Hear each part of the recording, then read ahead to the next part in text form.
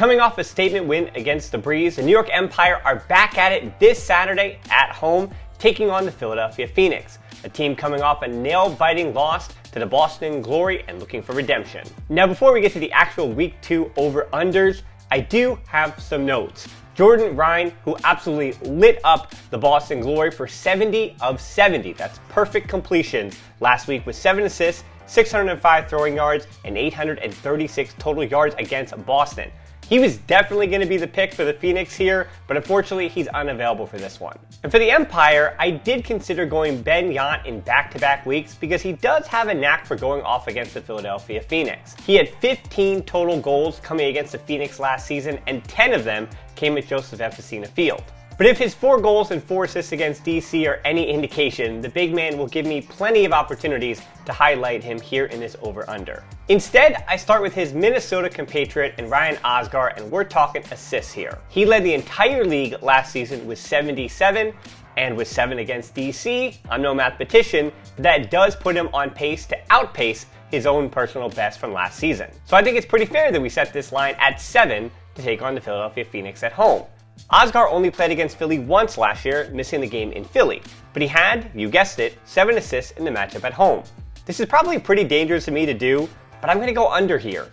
It might not make sense if Philly gives up 25 like they did last week against Boston, but with the expected poor weather, I think this game may be a bit slower paced. I also think that the Empire D will have a big day, but more on that in a second.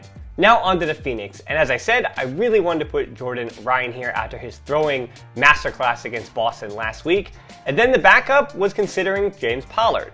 But unfortunately, Pollard's versatility, as good as it is for the Philadelphia Phoenix, gets in the way of my over-under here, and much like Delrico Johnson of the DC Breeze, I can't really guarantee whether Pollard's going to play O-line or D-line or just a bit of both and try to make an impact on the entire game.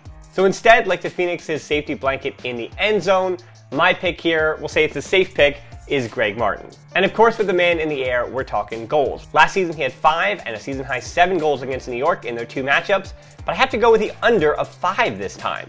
But it actually had less to do with Greg Martin.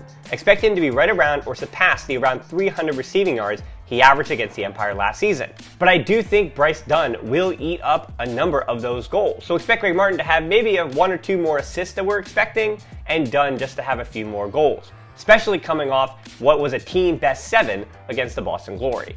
Now for the final category, and let's break the mold here a little bit. Instead of talking about one individual player, and really it was Antoine Davis that provoked this idea, but I want to talk about the Empire D's break opportunities and break conversions. They converted on 5 of 9 against the DC Breeze, so I'm smashing the over of 6 against Philly.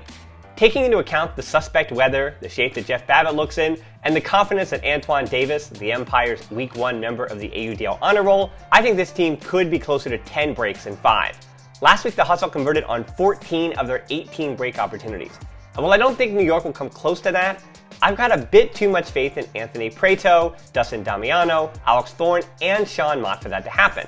The Empire D, though, could definitely start the break train rolling and rattle off a few in a row. So again, it's under 7 assists for Ryan Osgar, under 5 goals for Greg Martin, and over 6 breaks for the Empire D. And if you've got an opinion, as so many AUDL fans do, hit us up on Twitter or Instagram and let us know what you think from our over-under segment and how you're enjoying this season so far. But most importantly, enjoy the game.